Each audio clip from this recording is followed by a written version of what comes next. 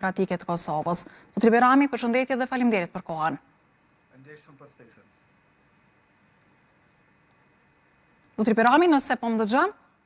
Po ju dëgjoj shumë mirë. Përshëndetje dhe faleminderit shumë për ftesën. Ju lutem regjia dhe pak më tepër audio të kemi në studio. Zotri Berami, para se të kalojmë tek aktgjykimi i ploti gjykatës kushtetuese, dua fillimisht të ndalem tek samiti që u mbajt sot në Dorës dhe ku pati një përplasje verbale mes presidentës Osmani dhe presidentit serb Vučić. Si keni parë deklarimet e tyre?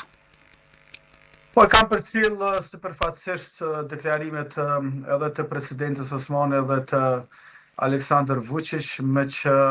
këto ditë fokusi më i madh edhe joni si partisë, po edhe imi është të zgjedhjet lokale, me që Partia Demokratike e Kosovës në shumë komuna të Kosovës shumë është duke prirë, ekziston një frym shumë e mirë për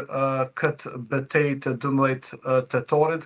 Dërsa deklaratat të tilla i kam parë, samitet të tilla zakonisht bëhen për të përafruar qëndrimet, por qëndrimet e Serbisë dhe të Kosovës dihen, me që agenda e Serbisë me të cilën ka hyrë në luftë edhe me tutje nuk ka ndryshuar, është e njëjta agenda e dominimit, e nxitjes së luftës, konflikteve, dhe çfarë ka ndryshuar janë vetëm teknikat dhe taktikat të cilat i ka përdorur režimi i Vučićit, i cili është mbetje e režimit të Miloševićit. Megjithatë, në diskursin e politikës jashtme të Kosovës, edhe të presidentes, edhe të ish-kryeministrit dhe ish-ministrit së punëve të jashtme, kemi pa disa nuanca të një kopjimi që ja kanë bërë edhe politikanëve serb, pra këto teknikat që për të thënë që ka qenë një takim shumë i tensionuar, megjithatë unë arrita që të shpëtoj Kosovën nga deklaratat e liderëve serb, po mendoj këto janë deklarata populiste dhe ne i dim qëndrimet e Serbisë, ne i dim qëndrimet e Vučićit, siç thash që nga vitet 90 ato nuk kanë ndryshuar. Pra, po thoni që janë përdorur politikisht edhe këto qëndrime të krerëve të shtetit në raport me Serbinë? Po patjetër, sepse çfarë kemi pa në këto 5 vite është që politika kosovare, pra krerët e shtetit e kanë përdorur Serbinë, e kanë përdorur Vučićin, e kanë përdorur këto elementet për të nxitur një farë frikë në opinionin publik si një mekanizëm për të mbuluar dështimet e brendshme edhe në aspektin ekonomik, edhe në arsim, edhe në fusha tjera, po edhe në aspektin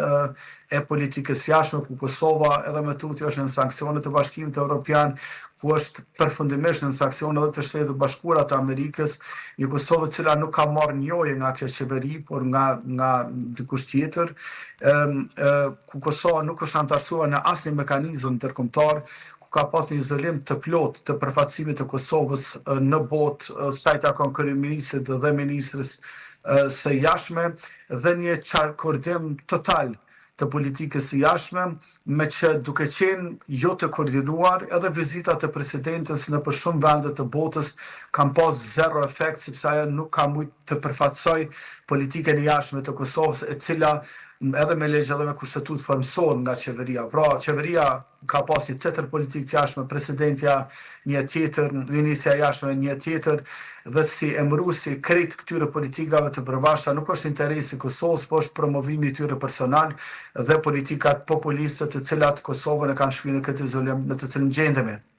Zotri Berami përmendet pjesën e pezullimit të dialogut strategjik dhe të vizitave të krerëve të shtetit në SBA. Duat ndalem veçmas tek vizita e kryeministrit në detyrë Albin Kurti, i cili me student në New York ka folur për pezullim të dialogut strategjik, madje ka thënë se nuk mund të bëjnë kompromis për sundim të ligjit. Se keni parë këtë arsyetim nga ana e tij? Po, nuk jam ndje mirë kur e kam pa një kryeminist në detyrë, i cili ka pas një vizit më të dobët sa i takon përfaqësimit dhe nivel diplomatik dhe institucional dhe shtetëror që i ka takuar në Shtetet e Bashkuara të Amerikës, se sa liderët e viteve 90 kur Kosova nuk ishte fare shtet. Pra është kryeministri në detyrë ose përfaqësuesi i parë në historinë e Kosovës që shkon në Shtetet e Bashkuara të Amerikës dhe nuk e takon asnjë zyrtar shtetëror Pra, po flas për departamentin e shtetit dhe për shtëpinë e bardhë ose departamentet tjera të institucioneve në Shtetet e Bashkuara të Amerikës. Është kryeministri i parë që nuk ka takuar asnjë përfaqësues. Dhe kjo është një sinjal padyshim shumë shqetësues dhe tregon nivelin shumë të ulët të marrëdhënieve që kemi ne me Shtetet e Bashkuara të Amerikës, sepse vizita e zotit Kurti në Shtetet e Bashkuara të Amerikës i ngjante një vizitë work and travel që Amerikanët e ofrojnë për studenta që mund edhe të studiojnë edhe të punojnë nga pak. Pra kjo ekspedit politike nuk i ka sjell asgjë Kosovës, asgjë politikës së Kosovës dhe nuk i ka shërby as qëllimit të marrëdhënieve tona me Shtetet e Bashkuara të Amerikës. Përkundrazi, ajo është munduar që këtë vizitë në Shtetet e Bashkuara të Amerikës ta përdorë si ushqim për të ushqyer narracionin se kënse marrëdhëniet tona me SBA-n janë të mira. Por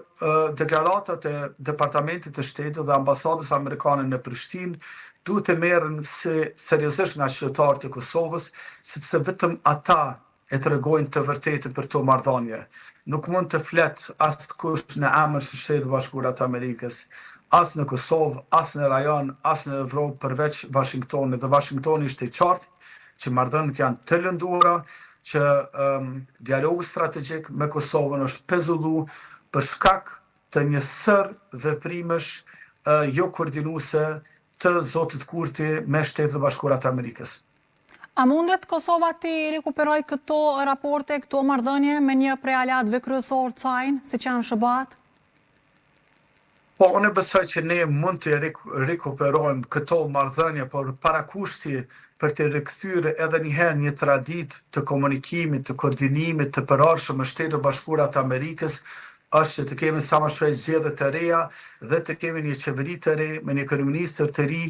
nga një parti siç është Partia Demokratike e Kosovës, që ka hise në liri, që ka hise në qëllim, që ka hise në shtet ndërtim dhe që ka hise edhe në krijimin e marrëdhënieve me Shtetet e Bashkuara të Amerikës, siç ka thënë edhe sekretarja e partisë Zonja Vlora Qitaku, dikur ashtu më tha që nga malet e Pashtrikut ka pas marrëdhënie shumë më të mira me SBA-n se sa sot zoti Kurti në liri dhe një shtet të cilën nuk e ka ndërtu dhe nuk ka hise në të. Zotri Berami, po bëhen gati një javë prej kur është publikuar edhe vendimi i gjykatës kushtetuese, por që pritet sigurisht publikimi i aktgjykimit të plot. Besoni se pas publikimit të aktgjykimit të plot do hapet rruga për të kalim të krizës apo mbase vullneti partive politike do mbetet i njëjtë? Unë jam shumë skeptik me që nuk është gjykata kushtetuese e as aktgjykimit të gjykatës kushtetuese ato që kanë krijuar këtë ngërsh politik, por është frika e Albin Kurtit me u ballafaqu në kuvendin e Republikës së Kosovës me mungesë të votave si kandidat për kryeministër. Pra, ky është ankthi më i madh i tij që mund të vijë një ditë kur ati jepet nga presidentja e drejta për të formuar qeverinë dhe nuk i ka numrat. Këtë nuk e përballon dot Albin Kurti dhe për të ikur kësaj dite, ai po mundohet që të krijoj kriza të paqena, që të krijoj rregulla të reja të paqena, që të shkel kushtetutet, të shkel ligjet, të shkel rregullore, të shkel çdo praktik parlamentare që ka ekzistuar deri në ditët e sotme në mënyrë që të ik asaj dite, por ai nuk mund të ik asaj dite. Ajo ditë do të vijë dhe qytetarët e Republikës së Kosovës do të binden përfundimisht, edhe ata pak që nuk janë të bindur, do të binden përfundimisht. Albin Kurti nuk i ka votat për të bërë kryeministër, sepse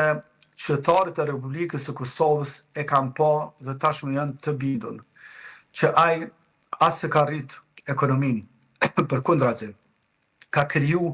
pasiguri, ka kriju mungesë të parashikueshmërisë dhe në mungesë të parashikueshmërisë, në mungesë të sigurisë, në mungesë të zhvillimit ekonomik, të prosperitetit. Shumë qytetarë të Republikës Kosovës janë detyruar që të largohen nga Kosova. Kemi një depresion kolektiv tek bizneset, tek mësimdhënësit, tek policët, tek ushtarët dhe të gjitha shtresat shoqërore të cilët e ndjejnë çdo ditë mungesën e dorës së shtetit, e ndjejnë çdo ditë barrën e madhe që kanë për të mbajtur familjen, e ndjejnë çdo ditë rritjen e çmimeve të shportës së ushqimit, të energjisë elektrike, prandaj këta qytetarë tashmë janë të vetëdijshëm që nuk mund të mbështesin një njeri i cili nuk ka as dije, as kapacitet, por as vullnet për të përmirësuar jetën e qytetarëve, por i cili 24 orë merret vetëm me fraza populiste, me kashelasha dhe përmes tyre po mundohet që të krijojë një farë iluzioni të qytetarët. Zotri Berami, megjithatë konstituimi i Kuvendit të Kosovës ka ngecur tek pjesa e nënkryetarit të komunitetit serb, pra të nënkryetarit të 5. Sigurisht është herë të thuhet derisa të publikohet edhe gjykimi plot i kushtetuesës, por është diskutuar brenda Partisë Demokratike të Kosovës a do të ketë vot për nënkryetarin serb nëse i njëjti hidhet në votim në pako. I thashtë edhe në fillim që e gjithë koncentrimi i Partisë Demokratike të Kosovës këto ditë natyrshëm është tek fushata lokale, pra jemi prezent në shumë qytete të Republikës së Kosovës, në shumë komuna të Kosovës, ku kandidatët e Partisë Demokratike të Kosovës janë duke bërë një fushat emancipuese, një fushat përbashkuese, një fushat depolarizuese, ku po mundohen që të japin vizionin, idetë për transformimin e komunave të Kosovës. Këtu është për momentin fokusi, ne duhet të jemi të durueshëm të presim gjykimin e plot të gjykatës kushtetuese dhe vetëm atëherë do të reflektojmë si parti politike.